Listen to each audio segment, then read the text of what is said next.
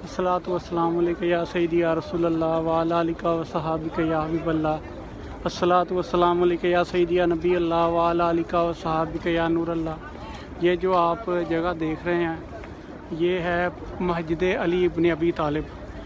यहाँ हज़रत अली रज़ी अल्लाह तआला अन्हु का घर भी होता था और जो फ़ैसले फरमाया करते थे इसी जगह पे फरमाया करते थे।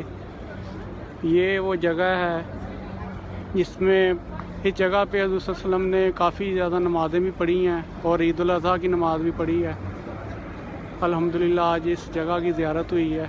मदीना में ये हज़रत मस्जिद अली इब्न अबी तालिब है और दुआ करता हूँ कि अल्लाह ताला इस जगह के सदक़े हमारी नेक जय दुआओं को कबूल मंजूर फरमाए और इस जगह की बार बार हाज़री नसीब फरमाए। अल्हम्दुलिल्लाह ये मस्जिद अली इब्न अबी तालिब है। यहाँ हज़रत अली रज़ी अल्लाह तआला अन्हु का घर भी होता था और यहाँ जो भी फ़ैसले वो किया करते थे इसी घर में किया करते थे। ये इसके बिल्कुल सामने मस्जिद नबवी है।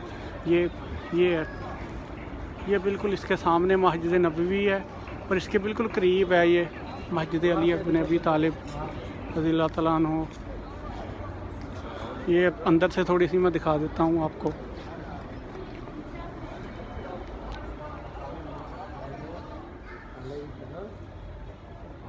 ये अंदर से हैं इसका माशाल्लाह माशाल्लाह अल्हम्दुलिल्लाह। आज जिसकी ज़ियारत हुई है मस्जिद अली रज़ी अल्लाह तआला अन्हु।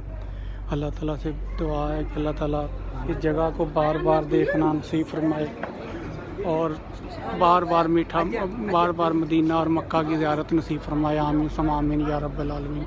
अस्सलातु वस्सलामु अलैका या सय्यदी या रसूल अल्लाह व अला आलिका व सहाबिका या हबीब अल्लाह।